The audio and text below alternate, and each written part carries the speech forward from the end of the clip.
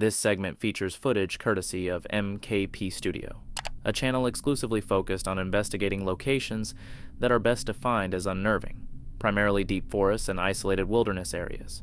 It is worth noting that the creator had previously explored this specific woodland in an earlier upload. During that initial trip, he stumbled upon a discarded telephone lying beside a crudely made wooden cross. In the comments section, numerous subscribers encouraged him to go back and check for any other concealed items in the vicinity.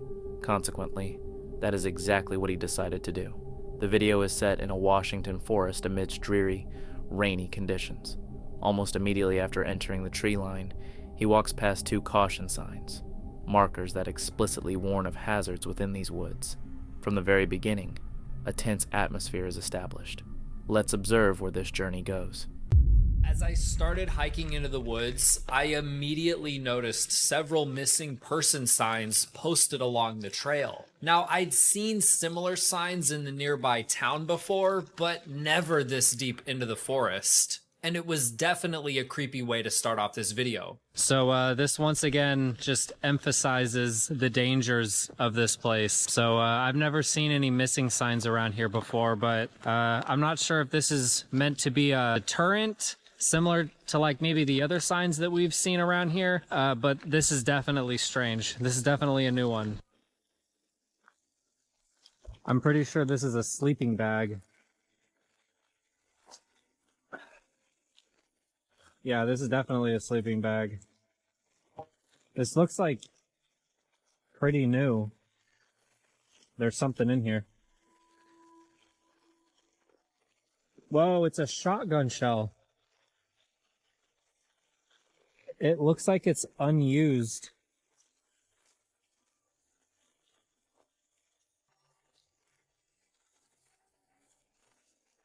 Okay. This is definitely unsettling. So this is the area that I found the cell phone and the cross, and you can see the cross right there. It seems to have fallen over. This was the exact area where we found that phone ringing. I came down this trail near this waterfall and I started hearing ringing, and I was trying to figure out where it was coming from, and it was right over here. So let's go see if anything's changed.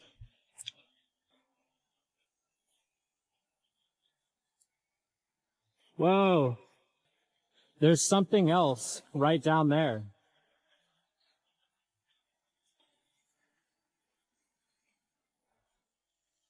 There is something else over here.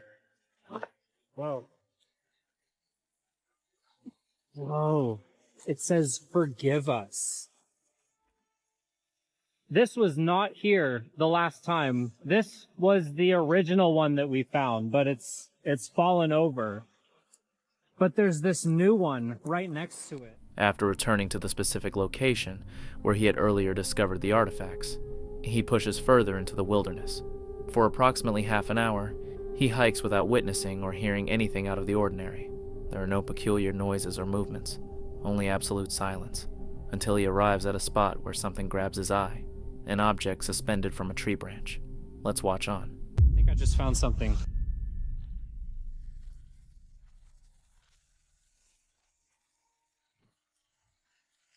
Holy sh**.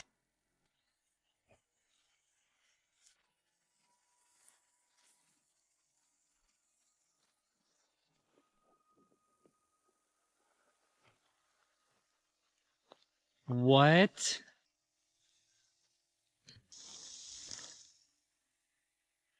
Okay. I'm speechless right now.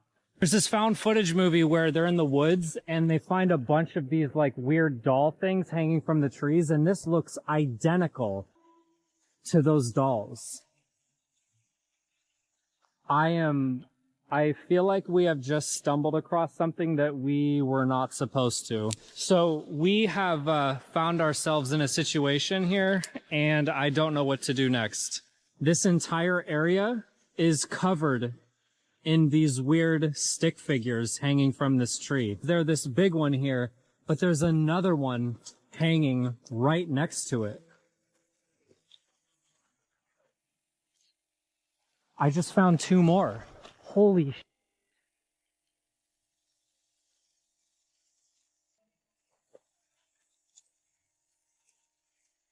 This is mind-blowing, you guys. So there's that one down there. There's another one hanging right below it.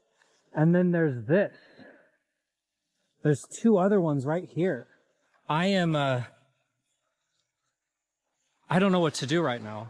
Uncovering several items that appear as though they belong in a horror film, he presses on for another 20 minutes, revealing even more oddities along the path. Ultimately, he determines it is time to retreat. The rain is relentless, and navigating the terrain is becoming increasingly arduous. However, his discoveries were already unsettling enough to cause a visceral reaction. Strange talismans like the ones he found rarely signify anything positive. In situations like this, the wisest move is to return to your vehicle and depart immediately, as you never truly know what might be lurking in such forests. Furthermore, the noise of the downpour could easily mask a scream for help if something were to pursue you. But let me pose a question. How would you react in that scenario? Would you venture deeper into the trees, or would you sprint for the car? Victoria Rose is a lover of nature and a full-time traveler who lives in her van with her dog. Over the years, she has traversed almost the entirety of America, finding innumerable stunning locations. However, life on the road inevitably involves facing situations that are less than ideal. Approximately 2 years ago, during one of her expeditions, Victoria chose to camp overnight in a forest.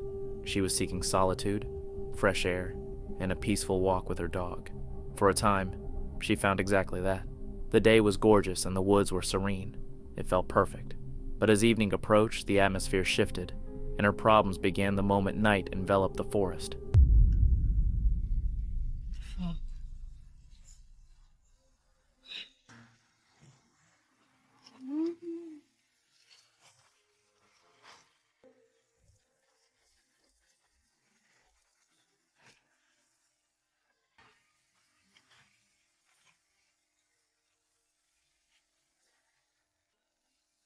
You guys gonna kick me out of this spot?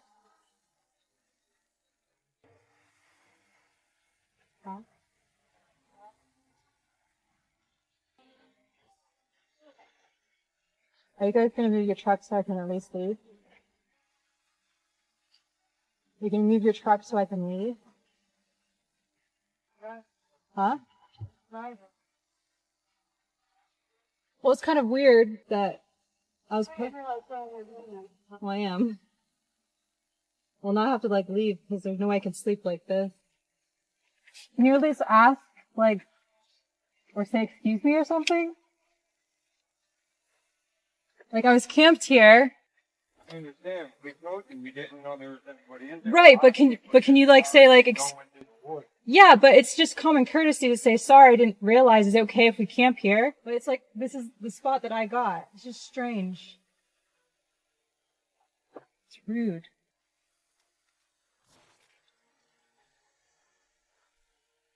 I don't really know where to go or what to do.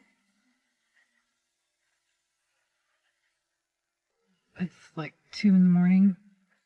This is so strange. I've never had this happen out the west. Off-road lights?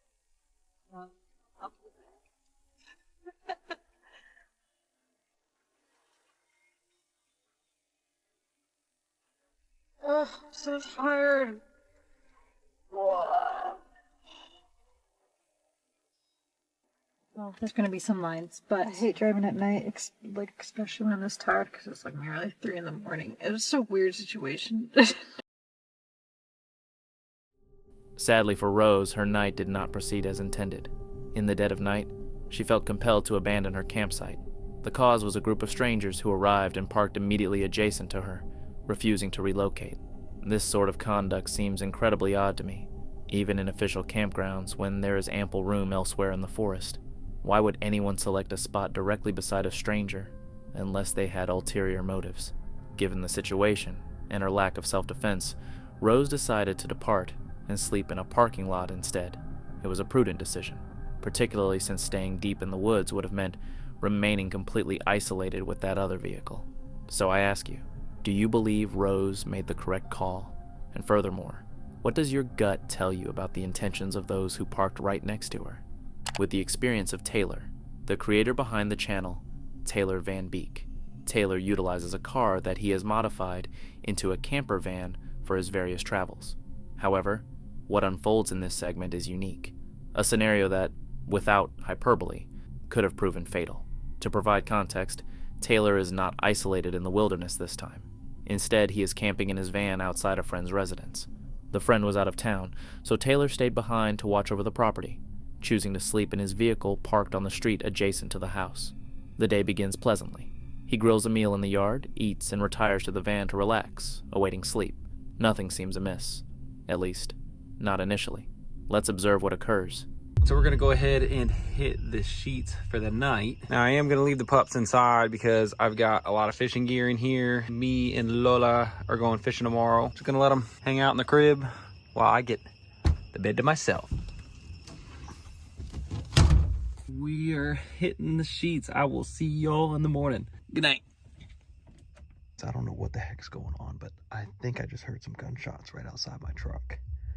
I'm gonna go ahead and get in the house because I'm kind of freaked out right now.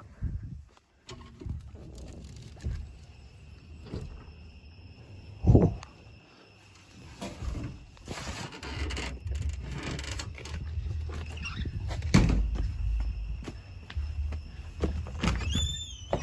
It's 2 o'clock in the morning right now. We just heard some gunshots go off. I don't know what the heck's going on. And I have not seen any cops show up, so I don't know if those were actually gunshots that went off, but I think we're gonna go ahead and just fall asleep on the couch inside this house, and I will see you guys in the morning. So I just got a text from my buddy, the one that I'm house sitting for. He was asking if I was all right. I guess he got an alert. I forgot. It's got Ring cameras. Another one right there. I guess he got an alert because a loud noise went off, and when he looked back at the footage, there were gunshots that went off.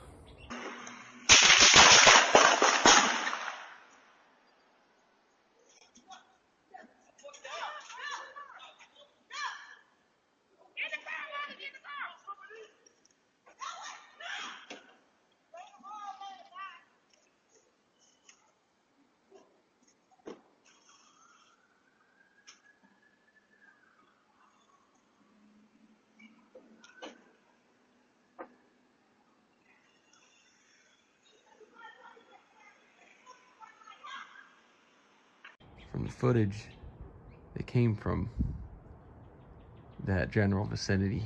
It's crazy. According to that Ring footage, the cops never showed up, which is nuts. I think it's safe to say I will never house sit for my buddy again. A little too sketchy. It is baffling that in such an instance law enforcement never arrived. We are discussing firearms being discharged in a residential neighborhood, a situation that could have ended tragically. Bullets are indifferent to intent. They travel, ricochet, and can strike people within their own homes or inside vehicles.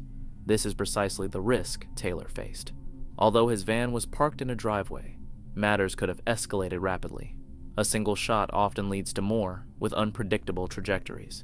Sadly, such events are not theoretical. Similar incidents have occurred before with tragic results, leading to a grim realization. Sometimes one is safer among wildlife in the forest than among people in the city. If you were in Taylor's shoes, would you camp in such a spot again? It appears he will not. We now shift our attention to the channel, Dan's Van Life. Dan and his dog, Cassie, have recently resumed their nomadic lifestyle following a lengthy hiatus, a break necessitated by a significant surgery Dan underwent. Now back on the road, the pair are heading toward Colorado. However, upon reaching Nebraska, their journey takes a turn for the worse. After parking their van by a lake on the fringes of a wooded area, they decide the best way to kick off the morning is a nature walk, enjoying the fresh air, silence, and freedom for Cassie.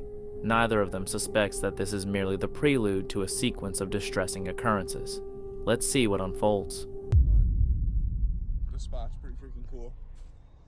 So originally the plan was to wake up and get right back on the road, hightailed out of Nebraska and get our way into colorful Colorado. But for some reason I just didn't feel like it. After spending weeks getting the van road trip ready and then spending a day from 4 a.m. all the way until about 10 p.m. working on the van and then driving the van all day, I was just feeling like it would be a good idea to take a buffer day since we had a good parking spot with a nice walking trail around it, bathrooms weren't too far away. It made sense just to park for one day and hang out in this awesome spot in Nebraska, right?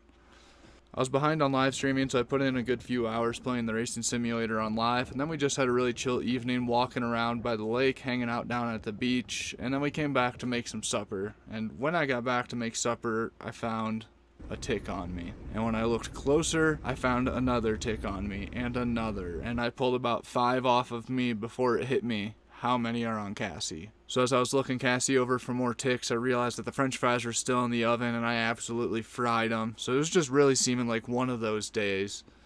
So Cassie gets a waterless bath, just spraying her over with the anti-tick and flea spray that I have, and then I get a nice sink shower, and for some reason I didn't use my brand new water heater. It was just all a little too much to take in, so I took a cold shower, and that really was a nice humbling moment. Second day back on the road and just covered in ticks. I jinxed myself earlier that day talking to another van liver, Tori Delury, saying something along the lines of, you know, maybe Nebraska isn't so bad, and that came around to bite me in the ass so much harder than I could ever thought. After managing a tick infestation, a genuine hazard that could have seriously threatened his health, Dan cleans himself up as thoroughly as possible and attempts to move forward. He waits for nightfall, hoping that once he is in bed, things will calm down and the night will finally offer some tranquility.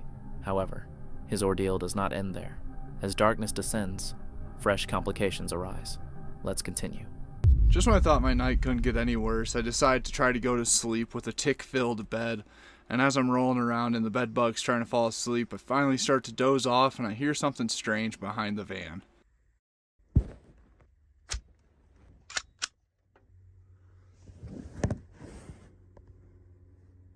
What's going on, bud?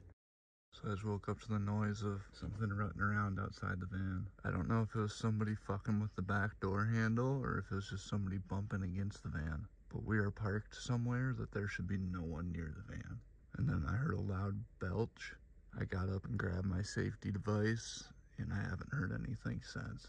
And that's when I realized somebody's trying to break into the van. I can hear somebody tugging on the door handle, and I am out in the middle of nowhere.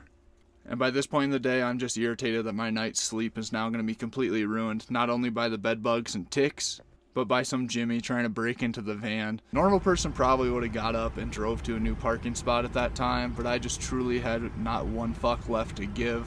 So we tried to go back to sleep. I cannot sleep. Cassie's being antsy. I swear to God, there's bugs in the bed.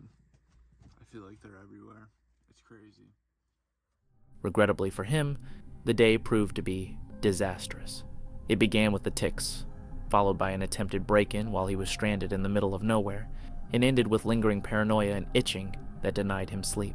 It was a day that could hardly have gone worse. While ticks are a nuisance that can be managed, having someone try to breach your van is truly horrific. After all, who in their right mind tests car door handles in a remote location in the dead of night? If not someone with malicious intent, then who? Brandon from the channel Brendan Explores is an avid van camper who has been featured here previously. Yet, somehow, he consistently encounters situations stranger than the last. This time, we follow him as he travels through Wales to Lake Vyrnwy, a breathtaking spot known for its scenery and surreal tranquility. The day goes flawlessly. He arrives, takes a walk, and prepares a meal. The familiar routines that make van life feel peaceful. Yet, as evening arrives, the atmosphere shifts. Problems emerge, some severe enough to cause genuine anxiety. Let's observe what happens to Brandon. Okay, all stealthed up. One absolutely epic evening. If it wasn't for those goddamn flies, which there's a couple still in here now, it would have been perfect. Anyway, I don't think there's anything left to do now, apart from getting dressed, get into bed, and wake up to that beautiful view. If you don't hear from me, then I've had a good night's sleep. I'll see you guys in the morning.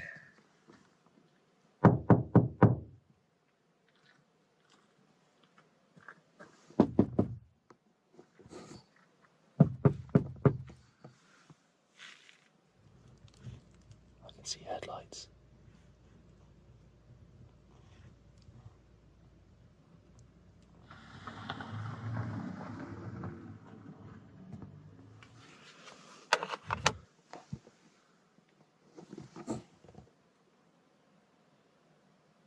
Who the was that?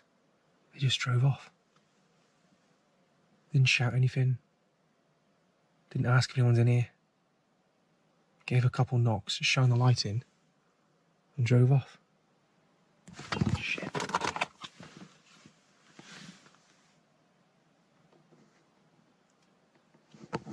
I thought someone would come back then, Jesus. What do I do? What do I do?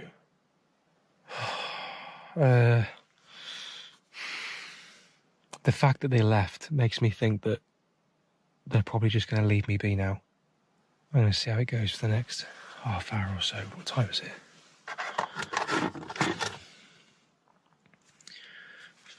1 o'clock in the morning. Man. That is one absolutely terrifying feeling. Right, I'm going to keep an ear out for a bit. I'll let you know if anyone returns. Fingers crossed they don't. And if you don't hear from me before morning... I do not know about you, but I find it deeply disturbing when someone knocks repeatedly on a vehicle at 5 a.m. without speaking, without asking if anyone is inside, and then simply drives away. There is no valid excuse to ask for directions in the age of smartphones. Certainly not at that hour. This leads me to a darker possibility.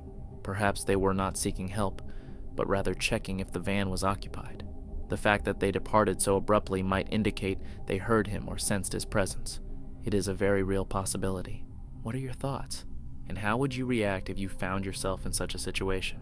The following clip is sourced from Medium Vibrations, a channel focused on paranormal investigations, or more precisely, attempting to document such activity. However, there is a unique element to their approach. In addition to the standard equipment typically used in this field, they utilize a radio, relying on its frequencies as a tool for their inquiry. I personally do not subscribe to the existence of spirits. I believe that regardless of the device employed, one is merely receiving radio waves and nothing else. That being said, in the footage presented here, the team exploring this forest comes across something distinct. Beyond the voices picked up by their equipment, something far more bizarre and difficult to ignore manifests itself. Let's take a look. There's another that's creepy. I like it. I don't like it at all. And there's another one right here. Pile. In the middle of the path? Who would put them in the middle of the path like that? It's a square. Yeah. That one's a square, but that one's kind of creepy.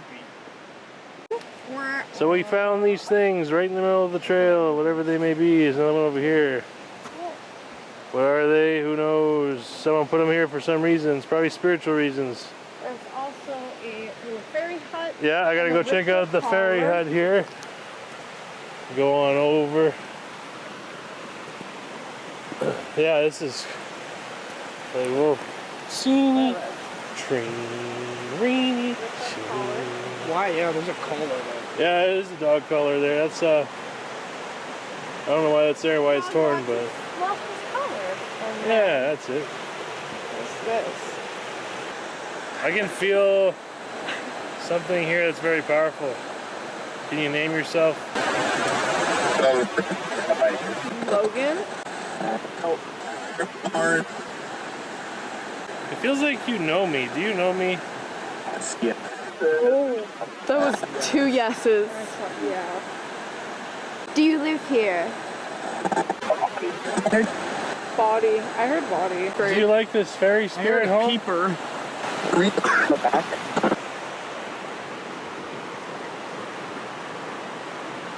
What?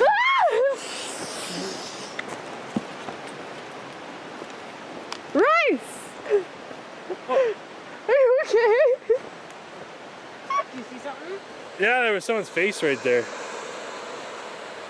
Where? It disappeared. Yeah. Okay. Do we want to go? We gotta walk all the way back. Should we go? Go. Yeah. Okay, let's go. All right. Maybe it's, what if it's protecting us? Will the one we're communicating with? I don't know. Is it?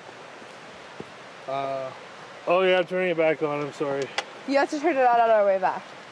What?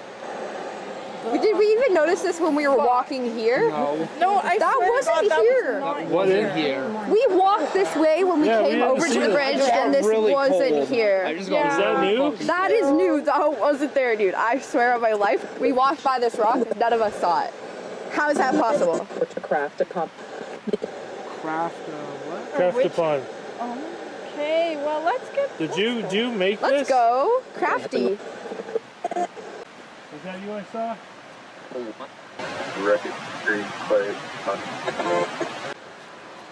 Roy, something. I'm gone. I'm gone. Yeah. Okay, do we have to run? Jeez Louise. No. Keep your heart rate down. We're just getting out of this particular Steady, spot. steady pace. Keep your heart rate down. Keep it out for them, yeah.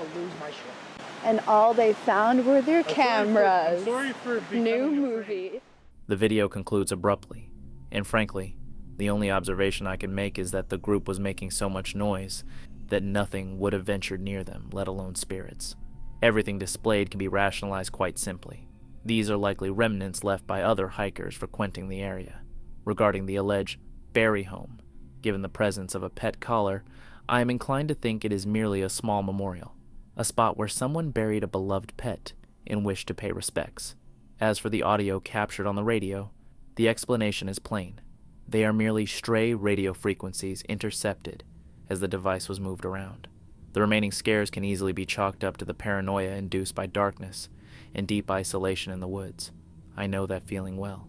In such places, even a falling acorn can make you flinch. Ultimately, it is up to you to determine if something paranormal was at play. This was simply my interpretation. Kent is a devoted outdoor enthusiast whose passion has built a significant and loyal audience on his channel, Kent's Survival. He dedicates much of his time to experiencing every variety of camping, ranging from minimalist setups to luxury tents one would never wish to leave. His content is typically soothing and cozy, portraying a sense of safety and control. However, this footage shows Kent encountering a starkly different reality, a moment dangerously close to disaster. His day begins typically. Nothing seems wrong. It is just him, nature, in a quiet location selected for a few days of peace. After finding the ideal spot, he sets up his tent. Like anyone after a long day, he decides to cook a meal. From that point forward, I will let you witness the events yourself. It was pretty much empty.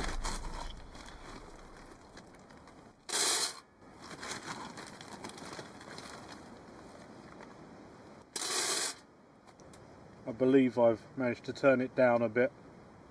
It's not blasting out quite so much heat now. That oven's at a good temperature though. Should have brought something to put in there. Completely work free really, you just set it and forget it. I quite like feeding a stove and that, you know, on my own camping. It gives you something to do. But yeah, if you just want to set it and forget it, this thing is kind of ideal. I think I saw a video a few weeks ago that said it will go for like 8 odd hours or something. I don't need this to go all night. I'll relight it in the morning, but very interesting to know. I don't know how to stop it though, because I've put quite a lot of pellets in there. If not, I'll just have a warm night, I guess.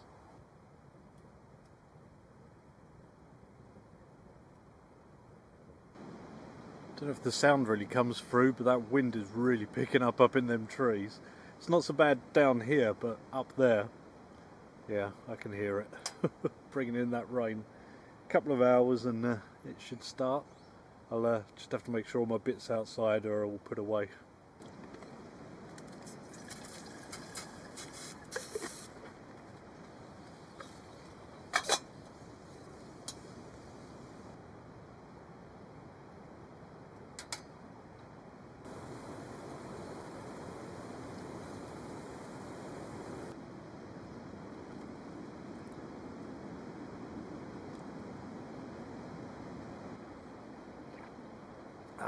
Got myself a nice cup of tea.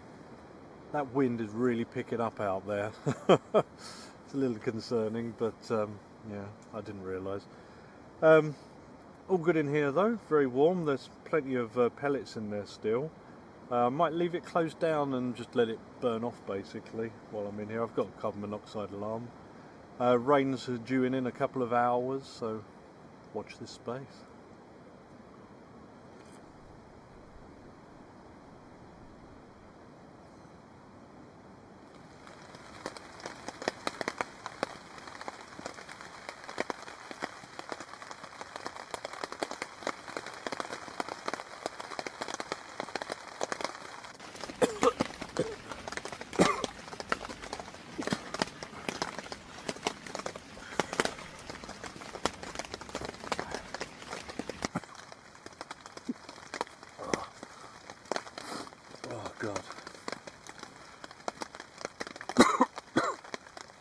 5:46 in the morning.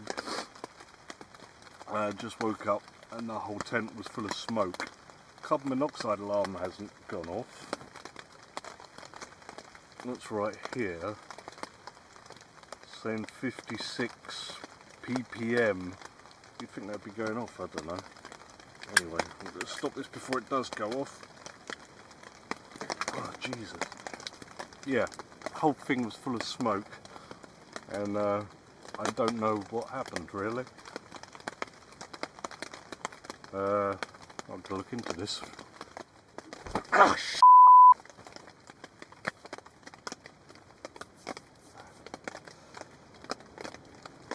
okay, for some reason the hopper is very, very hot.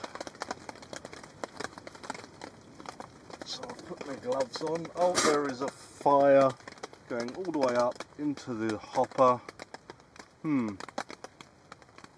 So we've got to the end and the fire's gone up. That's what's happened here. Ah, jeez. Just burnt myself as well. Oh my goodness.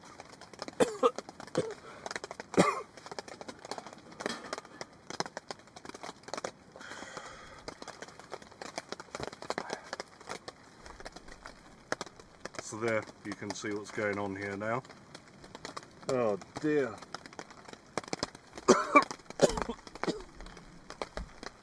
Don't even know what to do. What the hell do I do? This was undeniably a near-death experience. The accumulation of smoke combined with a delayed carbon monoxide alarm created a perilous environment.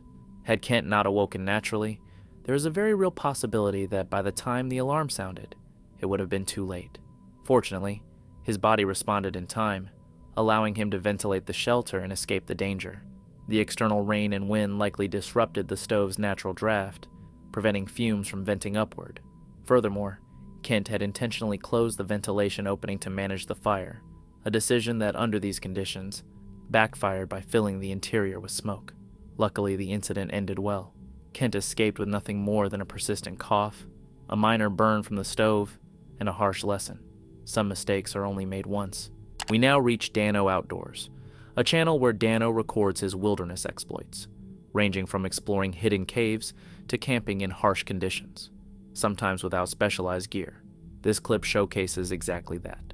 On a freezing winter day, Dano decides to pitch his tent in a forest relatively close to a road with passing traffic, near enough to feel connected, yet far enough to remain eerie. The day proceeds without issue. He enjoys tea, the silence, and the crisp winter air. It is the type of peaceful moment many dream of. But in winter, night falls early. To pass the time, Dano begins reading inside his tent, and from that point on, the atmosphere begins to shift. Oh, okay. We gotta close up shop. Outside door closed. Inside door. Come on now. There we go. Closed. Oh. Okay. I need to get my feet into the sleeping bag. And I'll be honest, I'm going to keep reading this book for a bit. Because here's the thing about winter camping, right? It's like 5:30 right now. It's like 6 o'clock right now. I can't go to sleep at... I can't go to sleep at 6 o'clock. Right? So I gotta now wait. It's not... Anyways, I'm going to keep reading this book. I'm not going to lie, like the first chapter was amazing. Got through the first chapter. I'm hooked. I really... That's blowing... Anyways, I'm going to keep reading for a bit. We got plenty of time to wait, put it that way.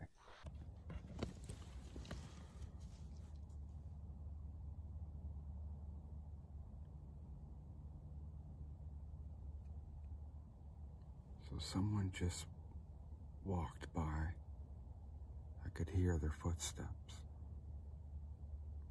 They have a dog.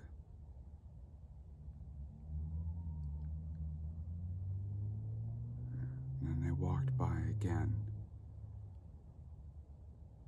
The first time they walked by, I had my headlamp on. I was reading.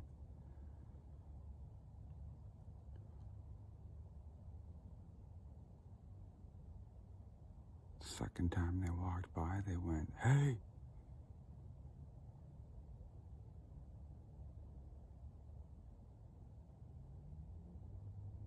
I'm like that.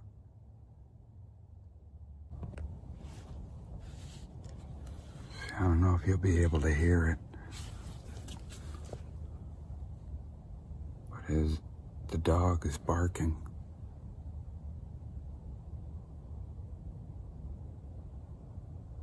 Not too far away.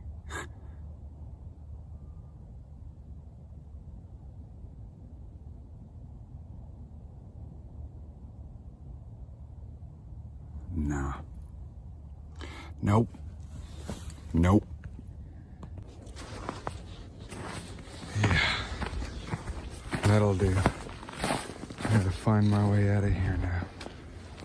Jeez. Dog was barking not that long. Oh, look, I gotta use the light.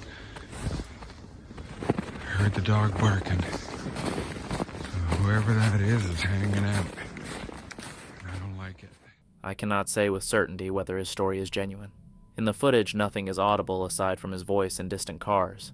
That does not necessarily mean nothing happened, but it leaves room for skepticism. Personally, I suspect the brutal cold may have overwhelmed him, and the story provided a convenient excuse to pack up and leave. On the other hand, there is another possibility. Someone nearby could have been walking their dog, spotted the tent, and reacted in an unsettling manner. In such a situation, leaving is often the wisest decision because you do not know who saw you or how they might react. They could return to pull a prank or do something worse. These are merely theories. What do you believe really happened? Was it just a story, or have you experienced something similar? Picture yourself riding a mountain bike through the woods. It is peaceful and familiar, just like any other ride. You feel the fresh air and see trees surrounding you. There is nothing unusual.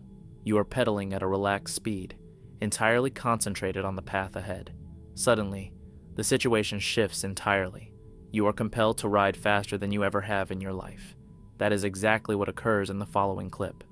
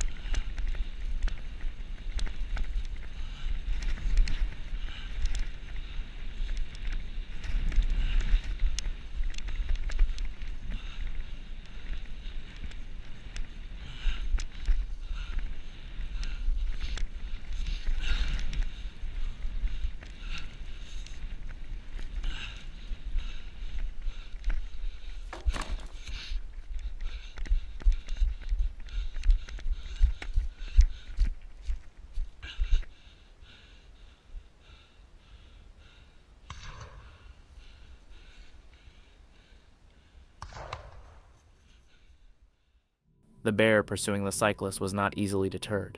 This was not a small, inquisitive cub seeking interaction.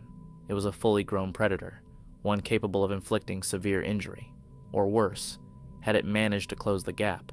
This is particularly frightening given that the man appeared to lack any form of defense. Fleeing was his sole alternative. For a few horrifying seconds, the difference between survival and catastrophe depended entirely on his pedaling speed. What would you have done in his position? We now turn to the channel Under the Weather. This creator began his journey with a simple but honest motivation, a refusal to spend his life sedentary on a couch. Once he started, he quickly fell in love with nature, and camping became a regular habit. However, peace in the wilderness is not guaranteed. In this clip, we see him determined to spend another night outdoors, deep within a Scottish forest. At first glance, nothing appears amiss. Events proceed as anticipated. He locates an ideal site, pitches his tent, and as time elapses, darkness descends. Right, I think that's me ready to settle in. Trying out the new bag, which says pretty cozy. I think I'm actually going to be too hot. That's about it. So, let's see. Oh, God, I'm roasting already. Oh, feels good. Oh, that feels good. A bit too hot, but right. So I think I'm going to go to sleep. And unless something crazy happens, I will see you in the morning. Good night. Oh. Oh. Good night. Don't let the bed bugs bite.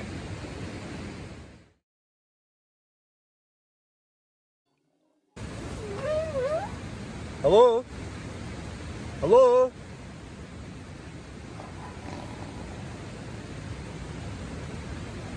Hello? Hello? Hello? Now the thing is, I'm kind of on an island here, so there's river on that side, river on that side. It's very hard to get down here if it's a human, that is.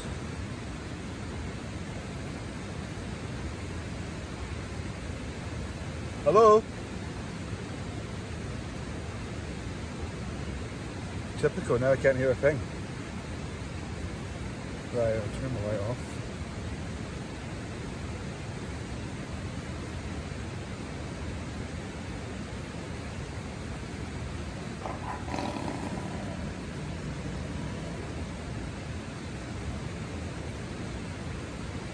I've got a knife in here. I've got a knife. I've got a knife.